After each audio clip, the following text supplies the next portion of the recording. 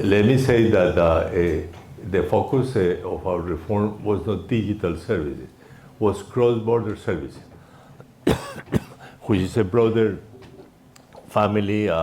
Is I don't know, digital services less than 1/5 of the cross-border services, and the basic problem is when the services are provided.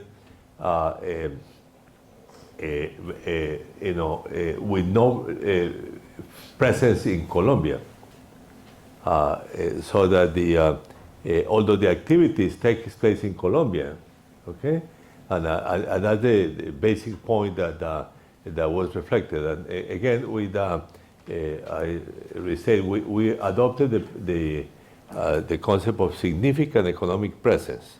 So if you provide services in Colombia, you have a presence in Colombia, a significant presence in Colombia. So you have to pay taxes in Colombia. So the rules then have to be set about what is the benefit, let's say the benefit that the firm had taken place in Colombia. By the way, we don't have digital service taxes which is a good question. Now, of course, with significant opposition from the United States, that is actually leading several countries to dismantle the digital service taxes. But they have to be in the UN Convention. There has to be agreement on, let's say, on the broader issue of cross-border services and the specific issue of digital service in particular. Now, in the case of a cross-border services, you can say, well, there can be, principle of, first of all, there probably has to be several alternatives because, let's say, many developing countries will not be able to manage a sophisticated formula for that. So there has to be a very simple. And, today, I think perhaps the best proposal I can see, which is simple, is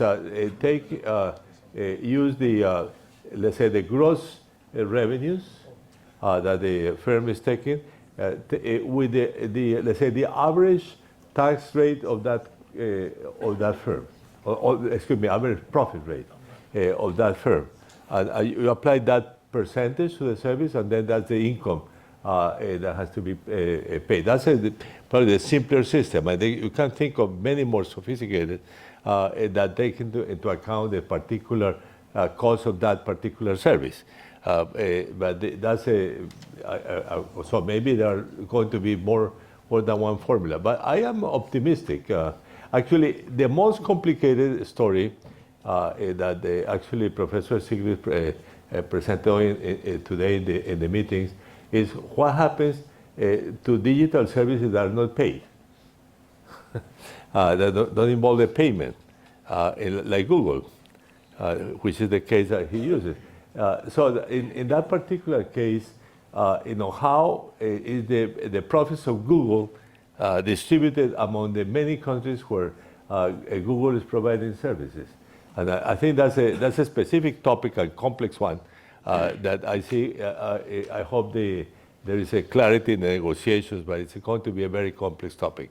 Anyway, but generally speaking, that's the family of topics that have to be, again, broader cross-border services and the particular issue of digital services, including the very specific case of digital services that are not paid for.